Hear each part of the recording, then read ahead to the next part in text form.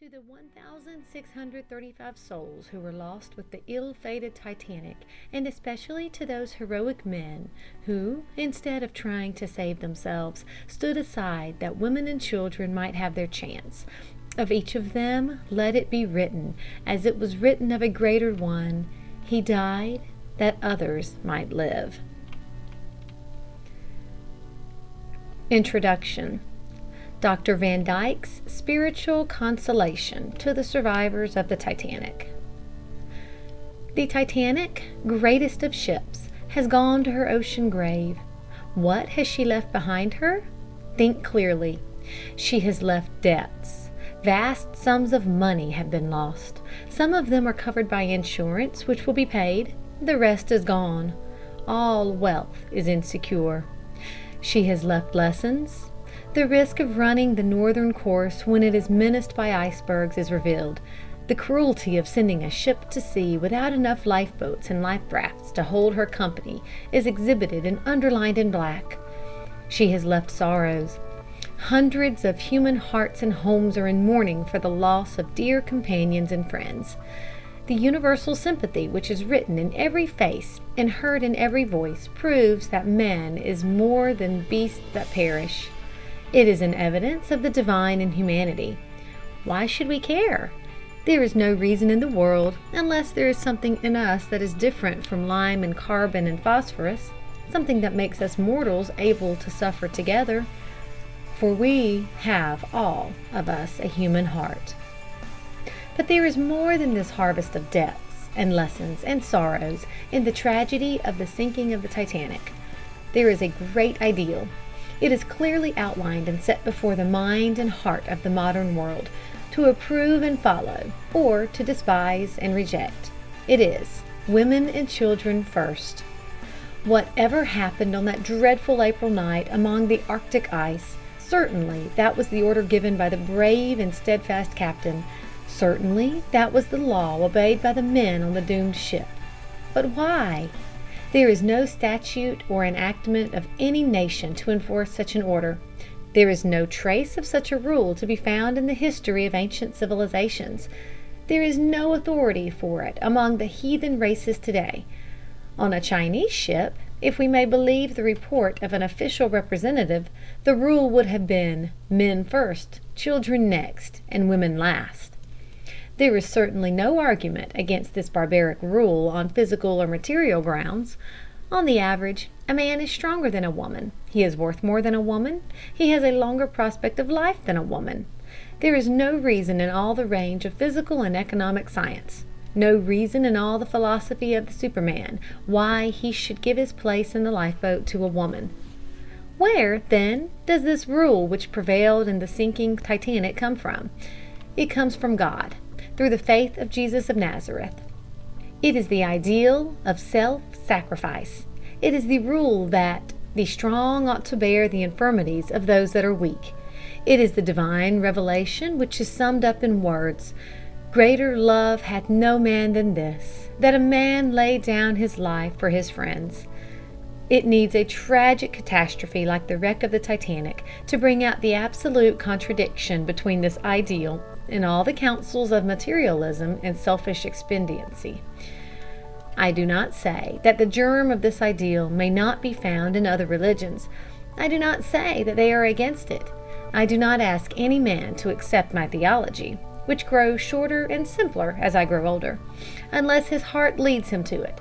But this I say, the ideal that the strength of the strong is given them to protect and save the weak, the ideal which animates the rule of women and children first, is in essential harmony with the Spirit of Christ. If what he said about our Father in heaven is true, this ideal is supremely reasonable. Otherwise, it is hard to find arguments for it. The tragedy of facts sets the question clearly before us. Think about it. Is this ideal to survive and prevail in our civilization or not? Without it, no doubt, we may have riches and power and dominion, but what a world to live in! Only through the belief that the strong are bound to protect and save the weak because God wills it so, can we hope to keep self-sacrifice and love and heroism and all the things that make us glad to live and not afraid to die. Henry Van Dyke, Princeton, New Jersey, April 18th, 1912. Facts about the wreck of the Titanic. Number of persons aboard, 2,340. Number of lifeboats and rafts, 20. Capacity of each lifeboat, 50 passengers and a crew of 8.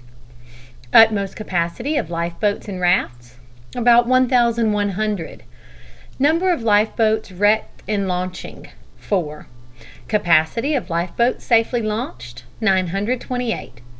Total number of persons taken in lifeboats, 711. Number who died in lifeboats, 6. Total number saved, 705. Total number of Titanic's company lost, 1,635.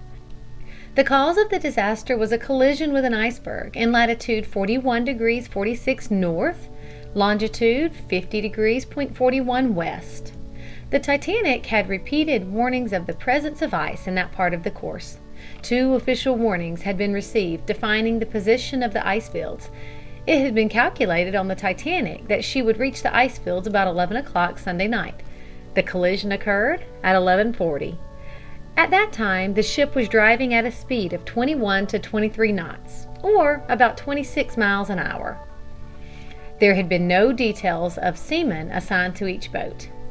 Some of the boats left the ship without seamen enough to man the oars.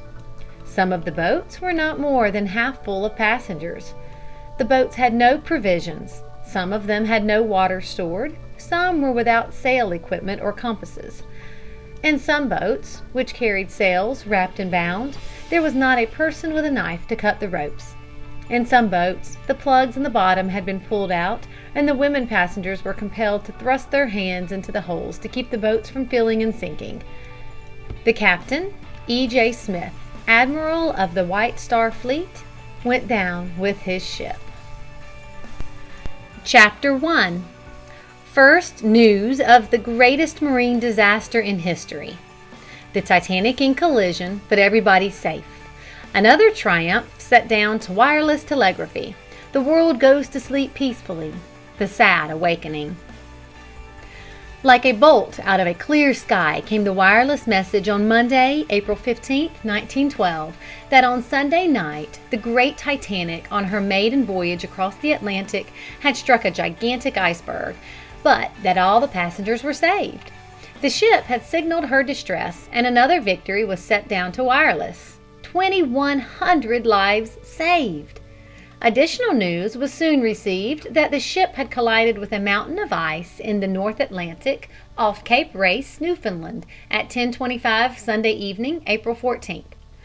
At 4:15 Monday morning, the Canadian Government Marine Agency received a wireless message that the Titanic was sinking and that the steamers towing her were trying to get her into shoal water near Cape Race for the purpose of beaching her.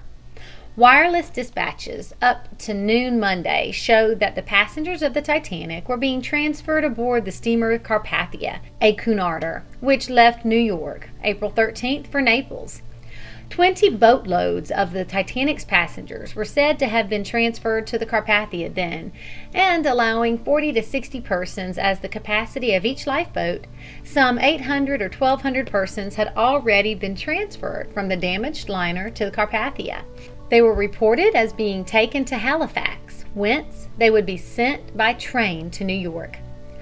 Another liner, the Parisian of the Allen Company, which sailed from Glasgow for Halifax on April 6th, was said to be close at hand and assisting in the work of rescue.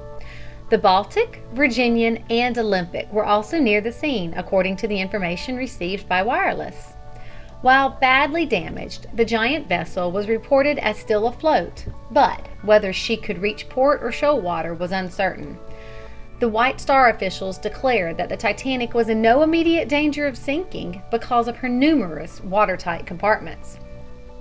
While we are still lacking definite information, Mr. Franklin, vice president of the White Star Line, said later in the afternoon, We believe the Titanic's passengers will reach Halifax Wednesday evening. We have received no further word from Captain Haddock of the Olympic or from any of the ships in the vicinity, but are confident that there will be no loss of life. With the understanding that the survivors would be taken to Halifax, the line arranged to have 30 Pullman cars, 2 diners, and many passenger coaches leave Boston Monday night for Halifax to get the passengers after they were landed. Mr. Franklin made a guess that the Titanic's passengers would get into Halifax on Wednesday. The Department of Commerce and Labor notified the White Star Line that Customs and Immigration inspectors would be sent from Montreal to Halifax in order that there would be as little delay as possible in getting the passengers on trains. Monday night, the world slept in peace and assurance. A wireless message had finally been received reading, "All Titanic's passengers safe." It was not until nearly a week later that the fact was discovered that this message had been wrongly received in the confusion of messages flashing through the air, and that in reality the message should have read, "Are all Titanic's passengers safe?" With the dawning of Tuesday morning came the awful news of the true sad fate of the Titanic. End of dedication, introduction, and chapter 1 of The Sinking of the Titanic and Great Sea Disasters.